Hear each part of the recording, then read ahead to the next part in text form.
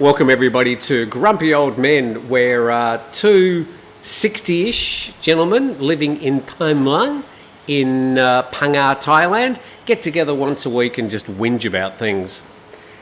Steve Rosse. Yay! And Tim Newton, ladies and gentlemen. Thank you. Please, sit down. Bravo, bravo. Sit down. Jimmy. So we are today at Bun, the Bun Cafe, and you find this on the way to the beach. We're about 1 kilometre up from the beach, and you will hear cafe noises in the background. Yes. We're not distracted. We're just mentioning it so that you know, okay? Squirrel! Yeah, we're not whinging about it. We understand it's a public place. There's going to be ambient noise. You might be able to hear the birds, the recorded swiftlet song. They attract birds to these big swiftlet barns in South Thailand with recorded bird song. You might even hear that. Think about these swiftlet barns. Yes, I think they're fascinating. We drive past one. That's a swiftlet barn. I go, yes, Steve, you mentioned that the other 13 I love them. times. I think they're so bizarre. Where else do you see people living under hundreds of birds' nests? Where?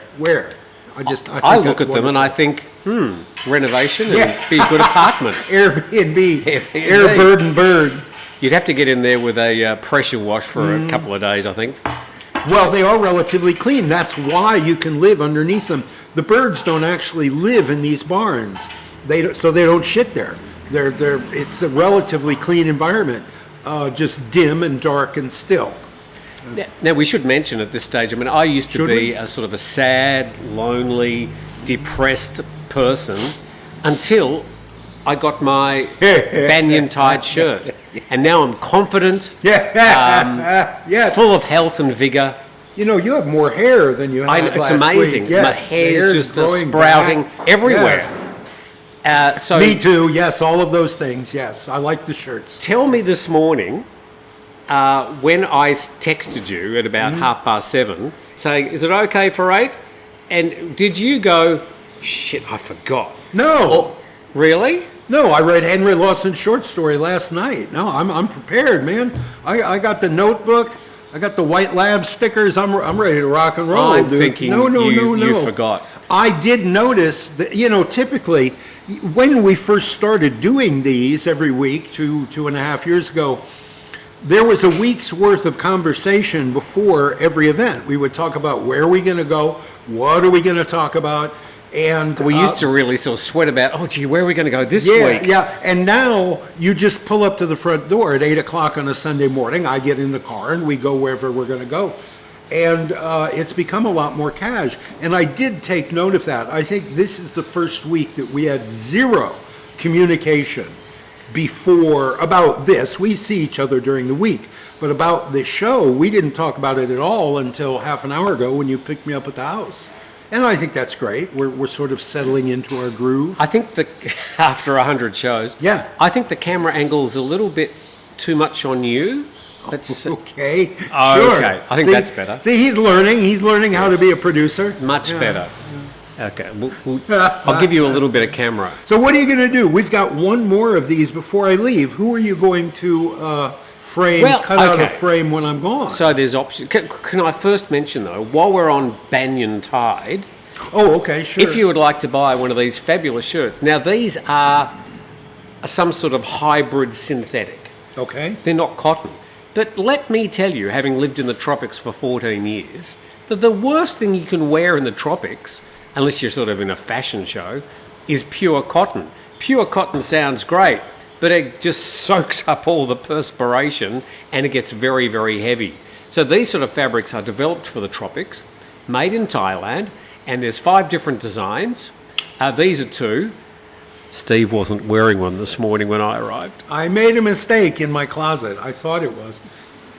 In your huge closet. It is fairly... I have a lot of shirts at the moment. My viewers have been very kind to send me a lot of shirts. And, I just grabbed a shirt off the rack, and I thought it was this shirt, but it was a different black and white luau shirt. So they're wrinkle-free. Mm-hmm. And there's all sorts of different designs. So and there's matching not so much matching, but accompanying shorts. Complimentary pants. Complimentary. Yeah. But there's a link in the description. You can go and look at all the shirts. They're from Amazon in America, Australia, Canada, Zimbabwe. I think just about, all Everywhere the popular but here, places. yeah. Everywhere but Thailand. But they're still affordable. Yes. They are made in Thailand. They're very comfortable, and you don't have to iron them. Thumbs up for that. Like I would ever iron anything. Sure. Yeah. Everything is wrinkle-free now for Steve Rosse. My Airbnbs have got irons in them. I don't think they've ever been touched. I don't even know why I put irons in there. Probably somebody asked for one, and I thought, I better put an iron in each. Well, you find them in hotels these days. Perhaps you were just, thinking, I'm running a sort of hotel here. What should I have in the rooms? Okay, well, that. I found irons in Asian hotel rooms that didn't have coffee. And that drives me nuts. Not to have a couple packets of Nescafe and a thing to heat water in a hotel room, I think is crazy. But in Southeast Asia, you find that often. We are a bit more bespoke than that. We have Amazon drip coffee. Yeah, those available. work. Those work well. I like those. And that's Thai-grown coffee. Because they do that very well here. Who knew? Coffee grows well. Up in the mountains. Note to... not down here, not by the ocean. But up in the mountains, it grows very well. Note to Starbucks in the US, who I think are struggling to find coffee at the moment because of tariffs or something. Yeah, some weird shit. So let's get into what we're talking about this week. We were alluding to something, and I've forgotten what it was. AI? Well, okay, we'll talk about AI. Ask AI. Ask AI what we're going to talk Can about I first today. mention that there are two camps of YouTubers in Thailand. Okay. There are those YouTubers who say, no one is coming to Thailand, everybody has left, the expats are deserting the place, it's a mass exodus. Alert. And then there's the other people who say, Thailand's got some great things to see, the prices have gone up a little bit, but it's still very cheap to live here, which it is. And I'm on the optimistic side. I think, okay, numbers might be a bit down at the moment, but they'll come back. And if other people are going to Vietnam and Laos and other Southeast Asian countries, that's great. Yeah. The more people that come to Southeast Asia, it's good for Thailand in the long run. Mm-hmm. But I had to go to the airport yesterday. I haven't been to the airport for about 4 months. Wow. It was rammed. I have never seen it so busy. I couldn't find a parking spot in the car park. Driving around, along with 20 other people, going, why are they letting people into the car park? There isn't any space. Everybody had parked up on the curb, so the little... And parking behind people, the way they park behind and they leave their car in neutral? Yeah. I don't think I can do that with my electric car. Probably I don't not. think there is a neutral. The idea being that if you leave it in neutral, people can push your car out of the way and get their car out. But all those spots were taken, and the terminal was packed with people. There were taxis everywhere. There was 100 people lined up outside ready to catch their Bolt or their Grab or whatever they're catching. So, wow. For those people who say there's nobody coming to Thailand at the moment, now they're coming to Phuket. They're coming to Phuket, but Phuket is about to launch its vegetarian festival. I wonder how much of this is local tourism coming from other parts of Thailand where they don't have a vegetarian festival to Phuket for this. I don't know. That's interesting. But you're talking about the overall picture of general Thailand, and I think there's a lot of doom and gloom out there that's not earned. It's just clickbait. Yeah, I mean, I live here 24 hours a day, and Thailand to me is still a fabulous place to live. It's no worse today than it was a couple of years ago. In fact, it's better. Because other people are starting to spruce up their places, and it's the town starting to look a little bit more respectable. Yeah, I don't know anything about tourism in Thailand. It has been 30 years since I worked in a hotel in Thailand, but I know this town pretty well and the people in it. And that's Kun Wadi. That's his shout. He's got a samlo and he sells snacks on the road. And he lets people know he's coming by shouting, "What day, what day?" I think he could have a trip to the dentist. Just Everybody in this kingdom, and I suppose the United Kingdom, could afford a trip to the dentist. Yeah, but these are all my teeth, by the way. That's what people say about me as well. But at any rate, my view of the overall tourism sector, I have no idea. My interest does not go beyond this beach road. But here, certainly, there is a sense of optimism currently. It's a vibe. It's a vibe. It is. People are clearing land. People are painting their homes. People are pouring new driveways. There are more Airbnbs springing up on the beach road. I think right now, everybody in civic management on Turtle Beach is expecting tourism here on this beach to increase in the coming years. So again, I don't know anything about all these guys making these. But I guarantee in the comment section there'll be people like Ross Kennedy who will say there is absolutely nobody coming, it's doomed, it's the most awful place in the world. And there are other people who say, hey, I was in, Soi 6 in Pattaya last week and it was packed. Yeah. We'll get a complete divergence of opinion. And may I say, having come this iteration of my Thailand life, I arrived here in the last month of COVID, and I had to go through that sandbox thing. I had to be locked in a room for a couple nights where everything was wrapped in plastic. Wish you would have stayed there. Well, golly, that came out of nowhere, but thanks. My point is that Thailand during COVID, for a random retired white guy living on his Social Security, was fantastic. There wasn't another white face within miles. Everything was cheap. Everybody was happy to see you. Very, very happy for you to walk into the restaurant. And so, where were you first? In Phuket? No, I came first to Bangkok. Bangkok, yes. Okay. And did the sandbox. I don't think they called it the sandbox, but that quarantine thing where you got tested as soon as you left the airport. They tested you in the van, and then you had to wait a couple days for those results. And yeah, I've never watched so much YouTube in my life as I did for those 2 nights. So I'm just writing down, expect 100 scamdemic comments. Okay. Yeah. Whatever you thought about COVID. Whatever. An empty Thailand is beneficial for the few of us foreigners who would stay here during that time. I was living on a tropical island during COVID where there were no tourists, and it was best time of it ever. So if tourism cools down, if that sector of the economy cools down a little bit, I personally don't mind, and that's selfish of me, but I'm retired, I'm 68, I'm allowed to be selfish, and for Steve's purposes, a little slowdown wouldn't hurt. Yeah, I agree. Yeah. Anyway, I think we've kicked off the comment section, Steve. Can we, now we were talking about, we've only got one more program before you... Piss off.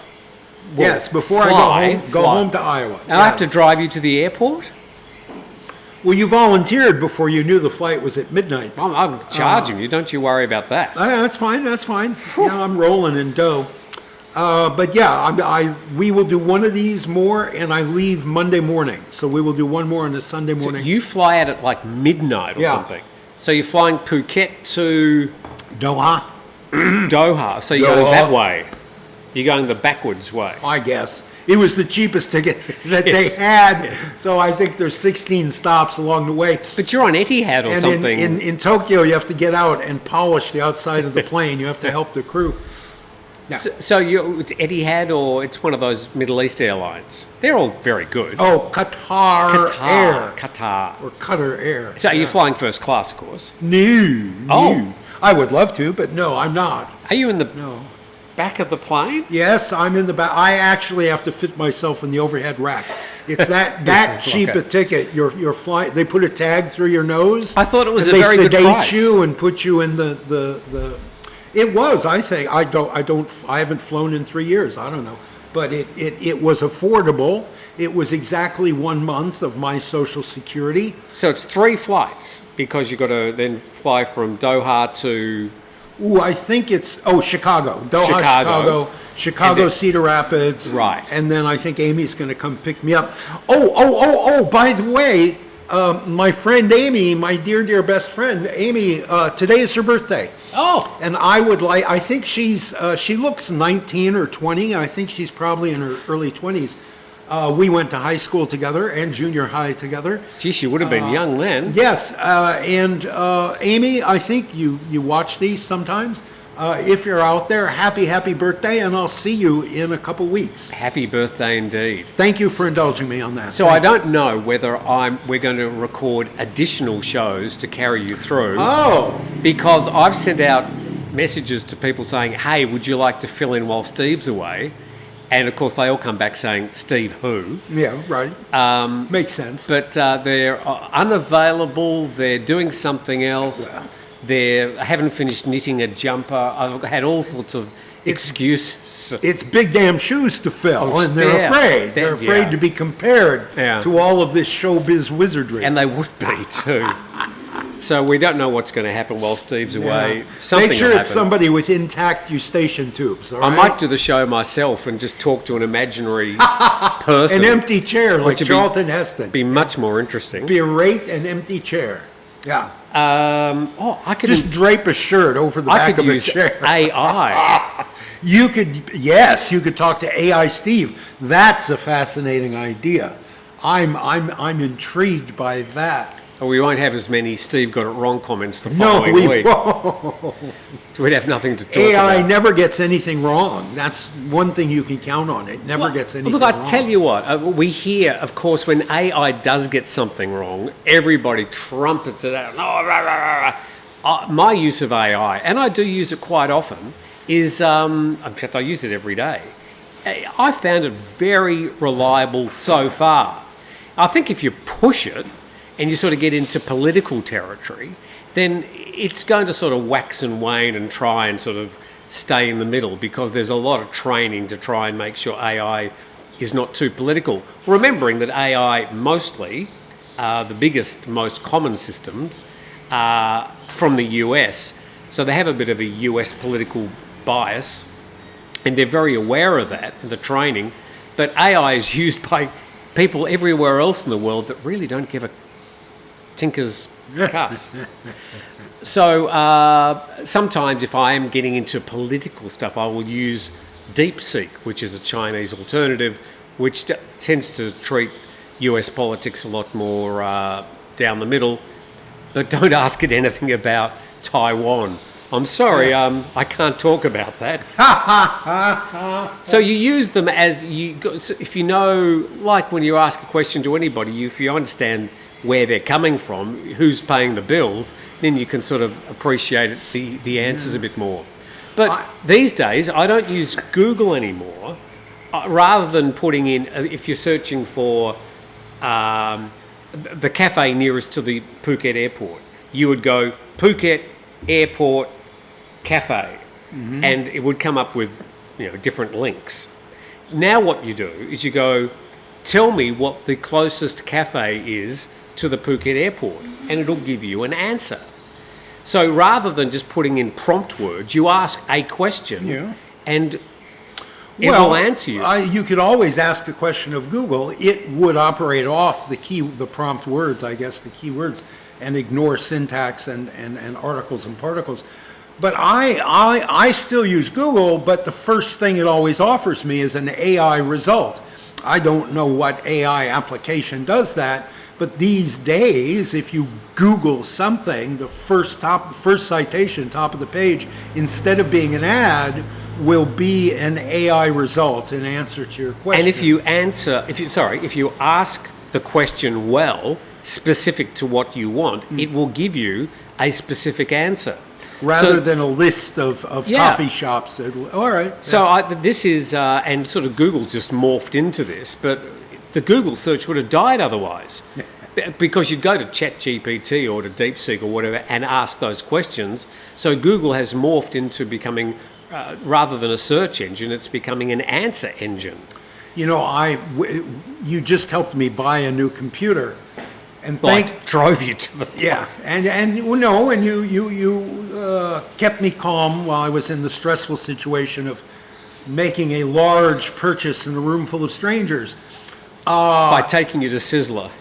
Oh, Sizzler was great. Yes, oh, Sizzler. Farang food. Oh my God. Being in a mall, it's been, I don't know, a year or something since I was in a mall. And just walking around in all that air conditioning and all that neat stuff you can buy, right? I love this place. I love this dinky little pipsqueak town. But yeah, sometimes you miss a mall. Sometimes you want to see a movie in the theater or eat at Sizzler. And boy, it's a treat when you do. But my point, more to the point. Yeah, what's your point, Steve? So I bought this new Lenovo laptop, and thank you to the 439 techies in the audience who all told me what to buy in apparently Greek, because I couldn't understand a single word of it. But thank you all for your RAM suggestions and your this and that. I do appreciate the effort. I mean, some guys, they wrote whole pages of text, like I'm going to read a text wall about computers. No. But anyway, it was kind of you to chip in. So I just bought the cheapest laptop they had. It was the cheapest laptop. And it came with, wait. Okay. It came with, like, browsers and everything, I think, what's it called? Not Chrome, the green one, little green swirly thing. Anyway, the browser automatically opens up the search engine is Bing. And I've never used anything except Google. So I type in the search bar, Google. Click on that. It offers you up a search page, which is still Bing, but it's got a cartoon at the top of it. You know how Google, I don't know if they still do it, they used to have every day a different cartoon at the top of Google. Yeah. So it's a cartoon, a rectangular bar that takes up that space in your monitor frame, and it's trying to pass itself off as Google. But no, you have to click again to get a list of links to Google, like Google Maps and Google this, Google that, and then you click on Google Search, and is that 3 mouse clicks later you get to Google. In that case, you just type in google.com. Takes you straight to... Oh, up in the URL bar. Yes, it takes you straight to the website. Oh, yeah. Okay, I guess so. Well, Bing, assuming Steve Rosse isn't that clever, just makes it really difficult to get out of Bing and into Google. I thought I'd throw that out there and let you all know that I did find a computer. Now, I can't get Facebook on the computer. Facebook will recognize my phone, and I can look at Facebook on the phone. I can't get that on the computer because I don't have the email address I was using whenever I created this Facebook account. Give Mark a call. Who's Mark? Mark Zuckerberg. Oh, Zuck. Yeah, I call him Zuck. Sorry, my fraternity the big bro. Z. Yeah, from our days at Harvard together. And Harvard boys, what pervs, right? But anyway, what was I going to say? So I still can't get to Facebook.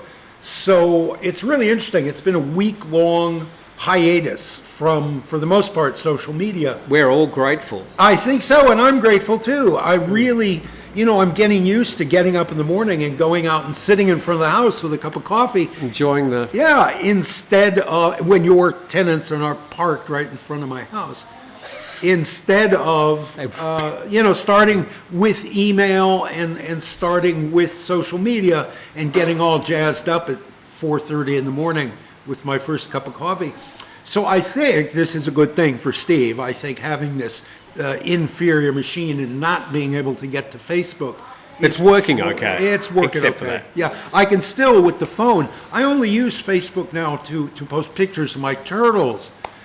Insert photo of Steve's turtles here. And I only use it to show off my turtles and find new homes for new turtles. So I really, since I can upload photos from my phone right into Facebook, I'm not really missing anything by not having Facebook, and I'm enjoying my mornings a little more. So, and you're getting into fewer fights? Well, yes, actually, I'm making friends in this neighborhood, which is, I think, a sign of personal growth for Steve, that I'm ready to bury the hatchet and let bygones be bygones, and make friends with people who, for years, either wouldn't speak to me or wanted to hit me, So, that's good, right? That's a good thing, yeah. So speaking of AI, another use of AI that I would have never considered, and I think we'll slowly see AI creeping into different aspects of our life. Some we'll recognise and we'll see, others and embrace. We just won't. Like, for example, the local bank, Bangkok Bank, closing in town is probably partly to do with that they're getting artificial intelligence to take over some jobs that tellers might have done in the past. And I think we'll see this slowly creeping in. But I'm ashamed to say, I had to go up to Khao Lak the other day to visit a new attraction. And I thought, while I'm here, so I popped down to the local McDonald's. And don't be ashamed, man. You be you. McDonald's is great. Yeah, McDonald's is great. Once in a blue moon, not for every day, but once in a while, sure. PHANG food. I was sitting there listening to the music, and they used to have cover songs of well-known songs. And I was listening. I was sitting there for about 15 minutes, and I thought, I don't recognise any of these songs at all. But they all sort of sounded, I don't know, roughly familiar in the pop genre. And I was listening to the words and thinking, this is all generated by AI. But they didn't sort of take the trouble just to sort of tweak the lyrics a bit to make them sound a little less naff, which AI lyrics can do. If you ask AI to write a poem, you can sort of still recognise that it's been written by a machine rather than a human. Sure. But you can tweak these things. But somebody at McDonald's has sat down and said, okay, I'm going to write 100 AI songs. AI is going to write the 100 songs, and we're going to make them about living overseas or just sort of, or falling in love or whatever it is. And it's gone ding, ding, ding, ding, ding, and done all these songs. And they've distributed them to all the McDonald's around the world. And so you're now listening to this sort of wall of background pop noise. Which sounds like good pop. And it's free to McDonald's. And it's free. And they don't have to pay any rights for the use of the music. And soon enough, AI will be cooking the burgers. That's, I don't feel... I watch a lot of DIY arts and crafts videos. And... we're about to get the machine. Yeah.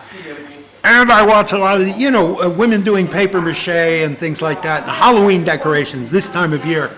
So I'm watching all these DIY arts and crafts videos because I'm making my turtles, right? And I used to make those same kind of videos, and then that just turned into a lot of work and not fun. So I stopped. But they're all bemoaning AI's use in creativity. Things like this, music being written, and that puts real musicians out of a job and robs the audience of really heartfelt, meaningful music. Okay. I don't see that as a big threat. I see it as a threat to the people in McDonald's making the burgers. I think eventually you go into Walmart and they want you to do your own checkout now. You go to the bank, they're closing the branches because they're trying to drive you to do all your banking on your phone. People are losing jobs left and right. Wait, let me finish my point. The day that AI can write an ode to a Grecian urn, then creatives, I think, can be afraid. But right now, like you say, you can always tell. When you see a video on YouTube that's made by AI, you can tell. You go into McDonald's, you can tell that crap music is made by AI. But it has improved a lot, like in the last year. And it'll continue to improve such that at some stage you really won't know. Unless you're really, really watching for something specifically. Well, when that happens, then I think the human race can shuffle off this mortal coil and not, turn the planet over to the dolphins. Because when a mechanical brain can take over creativity, when it can actually put heart and soul into music or sculpture or art or writing or whatever, AI then what are we here for? It's only as good now as the input, the information you put into it. So AI at the moment has access to every recording made throughout history and all the different versions of it, all the different lyrics, all the different arrangements. So you can type in, make a song that sounds like Glenn Miller and write a song that is 2 minutes long that is about building turtles out of cigarette lighters. Yeah. And it will come up with something. Right, and it'll be shit. My point is, won't be shit.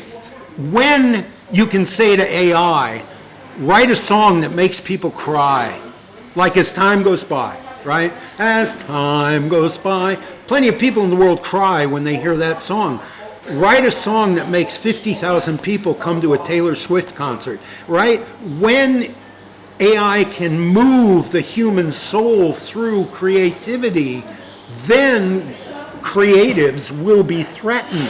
Until then, I think the immediate threat right now is to the guy flipping burgers, the guy making coffee. But hang on, to AI, unless it's a robot, can't physically pick up a pot, put coffee in it, put it on the... Well, when it's a robot, it can. Yeah. It's a vending machine. It's a vending machine with an AI mind, right? That's your Starbucks of the future. That's your Walmart of the future. And it saves corporations tons of money, so it's gonna happen. Given the attitude of the staff up at a particular coffee shop, starts with A, I wouldn't mind if it was a robot. Thank you very much.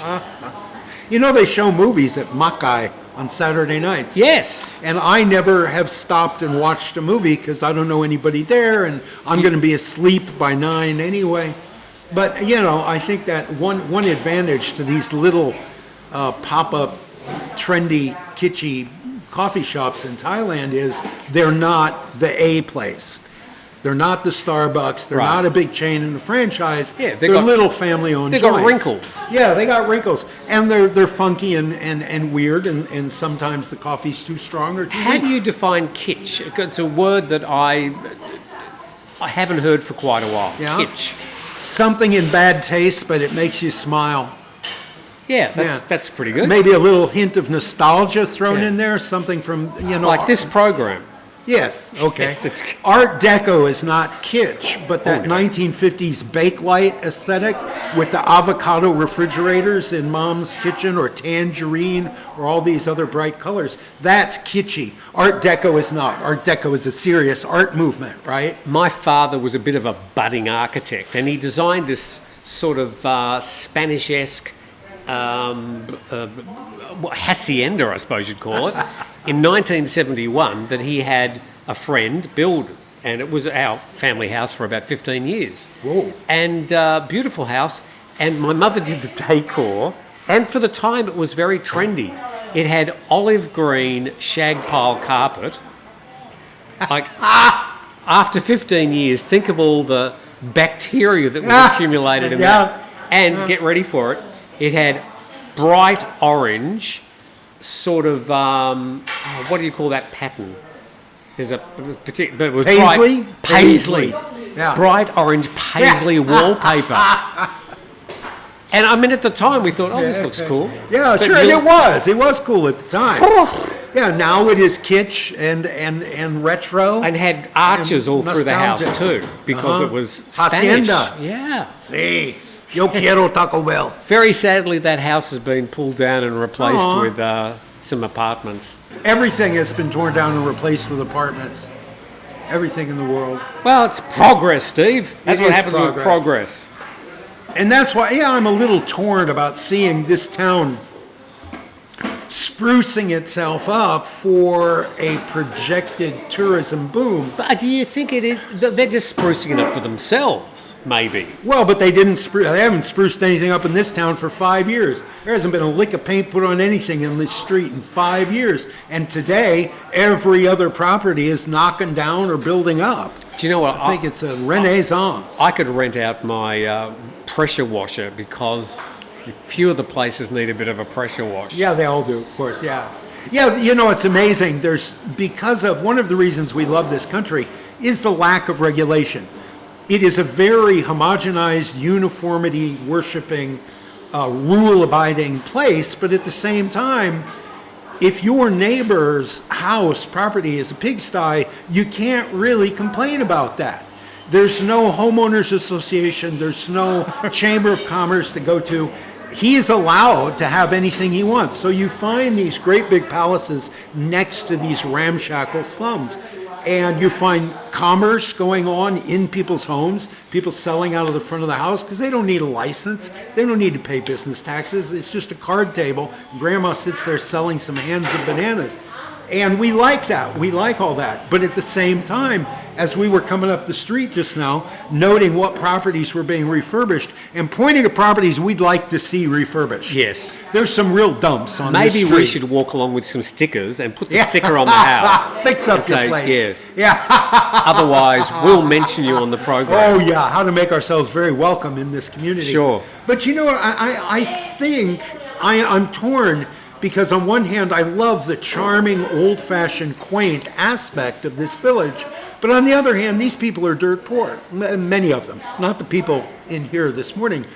But there are some very, very poor people living in this town after generations of poverty living in this town. And there are people, like we were talking about before, living in two-story shop houses that they can only occupy one room safely because the other rooms have mold, they have ceilings caving in, they have infestations of insects and rats because these places were built to house 3 generations of a family, and now there's just an old man and an old woman living there. And they're still selling from a card table hands of bananas in front of their home, but it's 15 empty rooms that are not being maintained and falling apart. And that's sad. And if this optimism, this renaissance, leads to an improvement in some of those people's lives, I'm all for that. If there was improvement on 10% of the properties in the town, it would still have the same charm about it. Okay. But it would be just a little bit cleaner. You can fix up your house, but I like it. Looks like the Addams family lives there. I like that. Keep that. Yeah, just come to Steve first and get a permit. Yes, we have got to check with Steve first.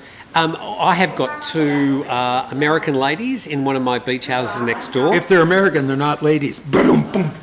Oh no, they're ladies. I'm here all week, folks. Tip your waiter. And as you know, there have been a few fireworks going off late at night, randomly. Veg Fest, sure. They're getting ready for the vegetarian festival, and they contacted me yesterday saying, we're just a little bit concerned by the people who are using guns outside. I said, no, they're not guns. But I thought, that's such an American They're thing to American, say. yes, I love it. They're just kids with Oh, fireworks. yeah. If this was El Paso, we'd all dive under the tables, yeah. No, that's a sad commentary on my homeland, but it is very, very true, yeah. So let's go to your book and go through some of the comments made last week. Whoop, whoop, whoop, whoop. I do that every single time, right? Yes. Thank you to White Labs. White Oh, yeah. Labs. Hi, White Labs. Yeah, thanks, man. Thanks. Yeah. Do we have any Doritos? I could murder a bag of Doritos right now. We got a postcard. I don't think you can buy Doritos. Yeah, you can. One place, because I make nachos. I like John Armstrong brought me some taco mix, which I still have, some taco seasoning. So I'll get some ground pork and make some nachos. When the Lotus has a block of cheese for 160 baht, I'll make some nachos. But yeah, this small Lotus halfway up the block, they carry Doritos. That's the only place that has them. Never seen them. If you're ever visiting Turtle Beach and you want Doritos, it's the small Lotus opposite the 7-Eleven. In town. In town. So yeah, we got a postcard from... Put it down, there you go. From Singapore, from Peter and Andra, from Hua Hin, not Hua Hin, because you're in the south, so it's Hua Hin. Hua Hin. Yeah, sure. Enjoying Singapore at the moment. We are testing out your postcard experiment. We really enjoyed Grumpy Old Men. Thank you very much, Peter and Andra. Especially Tim. Well, it does say, please say hello to Tim Nempton. Nempton, N-E-M-T-O-N. No, it's Newton. They spelled it correctly. They spelled Pangana incorrectly, but still it got to me. So thank you very much, Peter and Andra. It's like he's got it in for us today. Sure. He's just like, those guys, no, they ain't recording shit, not in my store today. I did wish Amy a happy birthday. I'll wish her a happy birthday again, and I'll see you in 2 weeks, Amy. But she's only 1 year old and not 2 years old. She's picking me up at the airport at midnight. You're taking me to the airport at midnight, and I arrive in Cedar Rapids at midnight, and she's picking me up at midnight. I'll be taking you in the middle of the afternoon. I'm not getting up late at night for you. All right. I'll drop you off about 2 o'clock, and you can This is Go to Subway. just a personal observation that I'll share with you because you can't hear me anyway right now. You knew I was going to complain, didn't you? So I got this turtle named Bob. And Hi, Bob. she lives in a 50-gallon aquarium. Bobette. Roberta, Bobby with an I, with a little heart over the eye. Beautiful. And she's been in that tank. When I bought her, she was the size of a silver dollar. And she's grown and grown and grown. She's almost a foot long now. Yeah. And she's huge. And somebody's feeding her too much. And she begs constantly. But at any rate, so I bought this thing. We went down to Phuket to buy a computer, and we stopped at the aquarium store on the way back. And I bought her this terracotta. It's like a flower pot cut in half. Yeah. Because all the websites and all the YouTube videos about turtle care say you've got to give them a place to hide. And she's never had a place to hide, and she doesn't seem to mind. She's not freaked out or anything. But I thought, okay, this looks fun. I'll put that in there, and she can play with it. So I put this thing in there. And for 2 days, that turtle would not leave that thing alone. She was pushing it. And just rubbing up against it. She'd get her neck up against the edge of it and rub. And I thought, what is the deal? And it occurred to me, she's lived for 2.5 years in a glass tank with nothing but some plastic plants and glass marbles as a substrate. Everything's slick and shiny. Now there's terracotta in her universe. She had no conception that there was anything in the world that was rough, that had texture. And now she spent 2 days just exploring that texture, rubbing every part of her shell and body up against that big piece of red clay. I thought she was trying to push it out of the tank. That's what I thought. Well, she was probably trying to do that too. She's pushing it around. She tried to turn it over. She stopped all that now. She sleeps in it. She uses it as a shelter the way it's intended, and she stopped rubbing up against it. But for those 2 days, I was thinking, how profound. Imagine if, aliens came to Earth, or suddenly everybody on Earth... They're already here. The lizard people run the show. Yeah. Or everybody got ESP, or you got the ability to read minds, or to see 5 seconds into the future. Something very profoundly different in the universe that you've never heard of. You've never even imagined something like this could exist. Meeting Steve Rosse. Meeting Steve Rosse. Very good example. I throw that out there because for 2 days she was exploring something absolutely unique and new in her world. Now she loves it. And now she loves it, and I'm glad to have given her that enrichment. I don't know if it has to do with the AI. I ate at Pisau restaurant the other night, and I come walking in, and the service gals, one of them's got her kid there. Little 3-year-old boy, little Thai boy, 3-year-old. He's seated at a table in the restaurant with a bowl of rice in front of him and a spoon, which he is ignoring, and he's staring at mommy's phone, which is propped up against a coffee cup on the table, and he's watching Peppa Pig or some shit, I don't know. So I walk in the place, and the first thing I notice is this kid doesn't notice me. If you're a PHANG in Thailand, kids stare at you. Kids all want to try out their hello, right? This kid, no. I walk past his table. He is focused on that phone. For the half hour I sat in that restaurant and ate my meal, that child did not look up from that phone. Now, when I was 3, You're aggrieved because a child would prefer to look at its phone than you. This is not grievance. I don't know what in my tone of voice. I am making an observation connected to AI if I'm allowed to complete a thought. But I'm not complaining. I'm just saying, when I was 3, I couldn't focus on anything for 3 minutes. This generation, say what you will about their dependence on these stupid machines we all carry around. Say what you will about lazy parenting that would plop a child in front of a phone for half an hour and let that child sit there and ignore his meal for half an hour. This child has a focus, has a level of intense focus that I think my generation never ever had at the age of 3.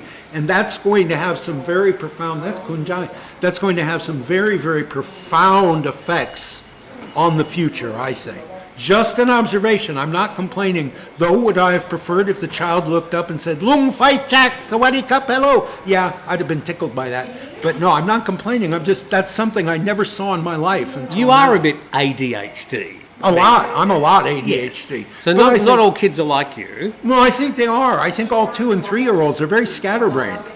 I think that their attention shifts from thing to thing to thing to thing every 5 minutes. If you're bringing up a child, I'm not making excuses for the sort of the phone generation, but if you're a parent... Yes, which I am, yes. Yes, well, if you're I would have imagined from time to time, you would have thought, oh, just give them the iPad and Yes. I can get some quiet for half an hour. Yes. And it has become a babysitting Yes. sort of thing. And I get it because it's difficult for parents. They're busy, they're working. Yes. Often these days, both parents working. If you can get half an hour of silence, even if you disagree with putting your kid in front of an iPhone, you will. Yes, and with, these are working parents. This kid was in the restaurant because his mom's waiting tables and she can't afford a babysitter. And I grew up in front of a television set, and my children grew up in front of Disney movies and Miyazaki movies on VHS. So there have always been parenting aids. I would have handcuffed him to the dishwasher and wash those dishes. Please, sir, can I have some more? And we hang mobiles over babies' cribs.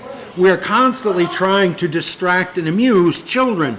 And that's one thing, I mentioned the story by Henry Lawson, the drover's wife, last week, and a lot of people, I couldn't remember the name of it or the author. Australian author. But an Australian author, and a lot of people, not, I think, just Aussies, recognized it from the plot. Story of a woman with 4 children who's threatened by a snake in her home, so she and the kids climb up onto the dining table and spend a sleepless night on the dining table, afraid of the snake. And people found it. There's a PDF. It's available at least one place. So I read it again. And this woman, it talks about how the struggle between the duties she has to keep these children alive, the things she's got to do, milk the cows and hoe the garden, but at the same time, 4 children are constantly pulling at her apron strings and constantly demanding attention and constantly being threatened by spiders and snakes and dingoes and God knows what else. But I grew up... And black fellas. It's a very old story. Yes. And black fellas are a threat. Yeah. My parents used to plop me in front of the TV for hours on an end, and I grew up watching sort of English and American sitcoms, and at night time we sit together putting together cane rakes and Victor mowers for the hardware store, and watching more TV under their supervision. Yes. I think it's more a concern what the kids are being able to watch on their phones, given what they could be watching. Yes. And trying to moderate that. But having a electronic babysitter is not new. And we grew up with an electronic babysitter. And, we can wax lyrical about all the sitcoms we watched and there's been plenty of movies made about, like Megan occurs to me, the movie Megan, about AI droids taking care of children. Oh, what's the story? Ray Bradbury, The Veldt. It's the first story in The Illustrated Man by Ray Bradbury. And it's about children being raised by an immersive hologram. And they don't like their parents. They resent their parents. And eventually the hologram kills their parents. But yeah, that fear of we're turning over raising our children. But, the elites of Europe and China, too, used to turn children over at birth to nannies and never really interact with their children again until those children were old enough to have a conversation. And then they would allow the children out of the nursery into the dining room. But otherwise, the royal families of all these European houses, 4 generations were raised by wet nurses and nannies. They still are. And still are. So, yeah. So, slippery slope. With that child in the restaurant, and you've got a few options. You can put your iPhone there and they can watch Peppa Pig or some cartoon. Or you can say, go and play out on the road, which is sort of what we might have done. Or go and talk to that man over there with a raincoat. Go read a book. Yeah. Talk to the man in the raincoat. It's good you never parented. It's good. Any windowless vans parked near the schoolyard, climb right in. Yeah, that single man who's standing out there staring at you. He's got lemon drops. Go Yeah. ask him. He's got lemon drops. Looks in like his a nice pocket. man. So I don't know what's worse, the perils of the things that we probably used to do that parents would be horrified at. We had a huge tree in the front of our house, and my mother would say, "Go and play in the tree," and it was my magic faraway tree. Oh, sure. And I'd go and sit in there and imagine Be all far sorts away. of fantasies Sure. and scenarios. I built different, with the help of my father, different tree houses. Yes. I think he was trying to get me to move out of the house early. But, I had great We'll fun. live in the tree. But, I mean, yeah, I used to love coming inside and watching the TV as well. I was only allowed to watch the TV for a certain amount of time. Yeah. And my mother, she'd always sort of be peering up from the kitchen, making sure I wasn't sort of watching anything, too adult. Yeah. But I think as long as you, this is really just another way of keeping the kids amused electronically. And we all grew up with the same thing. So I think Roughly, yes. it's a bit poor of us to try and complain about, kids are on their phones all day. Well, I suppose it's a different thing I do once they think get older. it's a matter of volume and scale. Like you say, you had a few hours of TV every day, and when I was growing up, TV went off the air at midnight. Now kids, 5, 6, 7-year-old kids, have their phone in the bedroom. They can wake up at midnight and have the entire world of whatever they want to look at available to them in their bedroom at midnight without their parents having any clue. Okay, what they're Steve Rosse looking is a at. dad. Yes. Tomorrow, Yes. you have a child, heaven forbid. Yeah. What age is it going to be suitable for you to give your child a phone of their own? That's a tough question. My ex, I didn't, the first time around, I didn't have any say in that because we were already divorced. I think my daughter was 4 when we got divorced and my son was 6. And they didn't have phones, and it wasn't really a question. And then at some point, they were like 8 or 9 or 10, they're walking around with phones. And I said to my ex, you've given them phones? She said, yeah, what about it? Because, by law, there was a piece of paper in the courthouse that said Steve has no voice in this. And that's when they got their phones. Now, if I was to have a voice in when they get a phone, boy, I'd wait as long as I could. Eventually peer pressure, at some point, they'll simply go buy their own phone, I suppose. What do you think? I'm thinking 15, 16 Oh, minimum? Was I supposed to ask? I'm sorry. No, I'm sorry. I suck at this. I'm sorry. I'm thinking... Tim, when would you give them a phone? Well, I'm thinking 15 or 16, at least. Just let them... God help you. The kid will Yeah. cut your throat in your sleep if he's 11 and he doesn't have a phone. Yeah. Because everybody at school... just the agony over not being able... Dad was not able to afford this year's Hello Kitty backpack when my kids were growing up. That was a moment of Steve feeling World War guilt. III. Well, it was not. It was just, somebody crying because she couldn't have a backpack. But Dad, your job is to provide what they need. And she thought at 5, I think, or 6, when she started school, she had to have the right backpack. And I didn't have the money that month to buy a backpack. And that was a big drama in our lives. So you can imagine if a girl is 11 and all the other girls are looking at makeup tutorials at 11 and shopping for push-up bras at 11, I suppose then she wants to do that too, and she will want a phone. You'd certainly be wanting to moderate what they're able to see, what they're able to access. You need to press kid-friendly somehow. Yeah. I'd be very concerned if they had just unfettered access to the phone. That'd be horrific. I have a story about that, if I may, a quick story.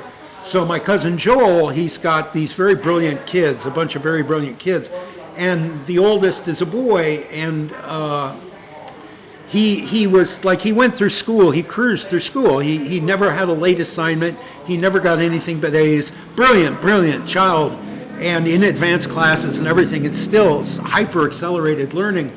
And he would Sheldon, yes. So he would always do his homework assignment at the last minute because it was only going to take him 5 minutes, whatever it was. So he was assigned at some point, I think he was 9 or 10, to write a paper about the county in New Jersey where they lived. Essex County, Essex, Essex. So the night before it's due, he goes online to look up and research Essex County, New Jersey, and the computer won't let him because, am I shouting? I'm sorry. I got us in the red. The computer won't let him because it's got SEX in the name.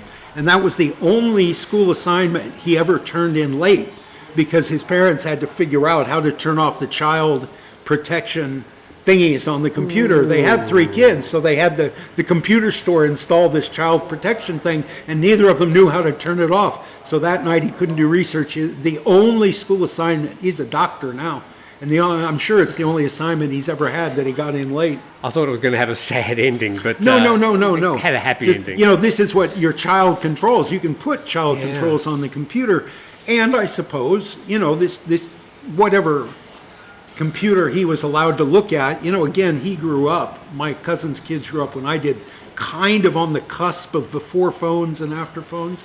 And none of those children seemed damaged by whatever they experienced in their childhood.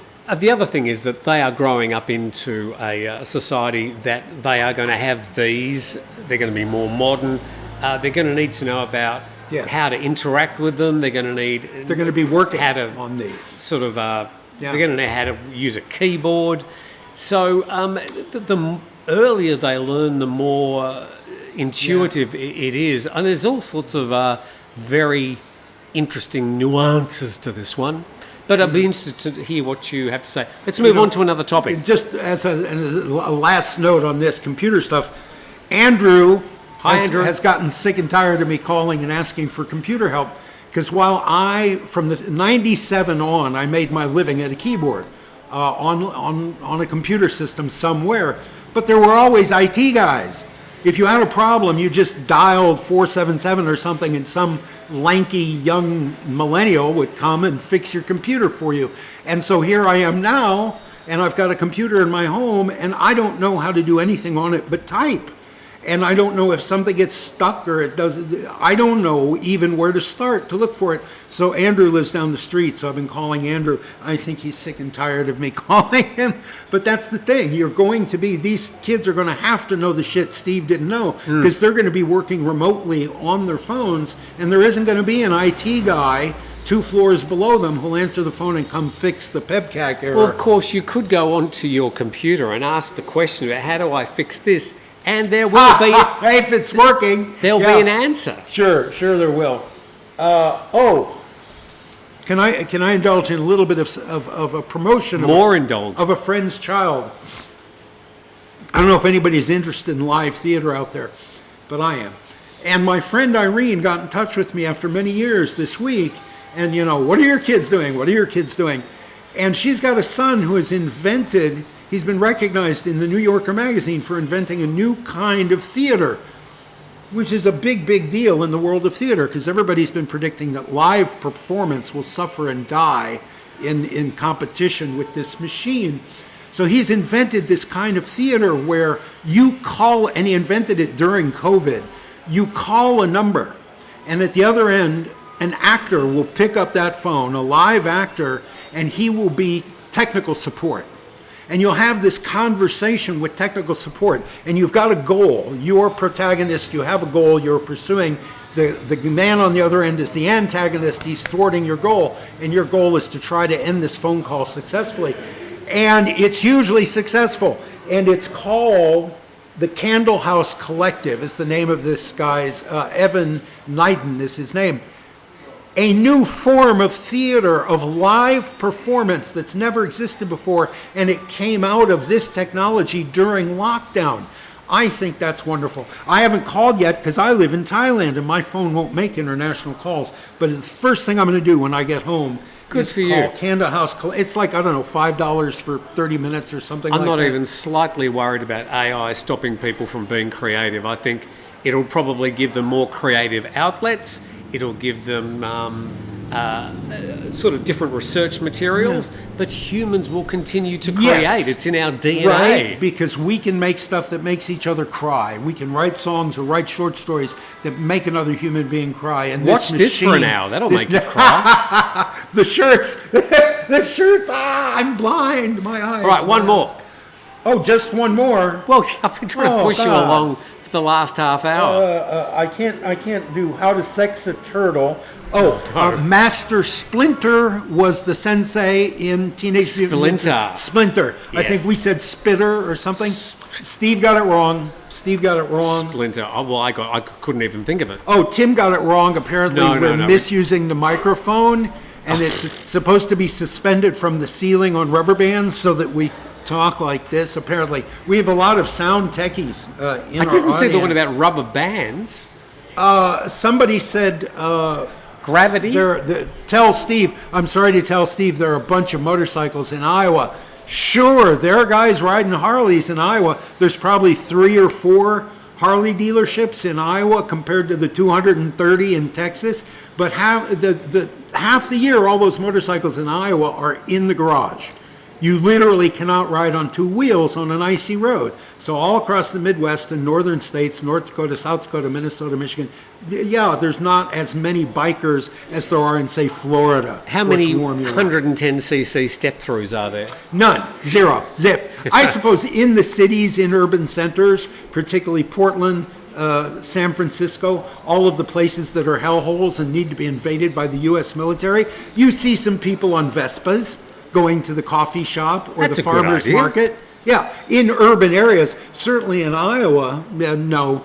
New Mexico, no. I can't think of anything more convenient around this town than hopping on a 110cc step through and just zipping up to 7-Eleven or zipping here or and just parking it on the road in front.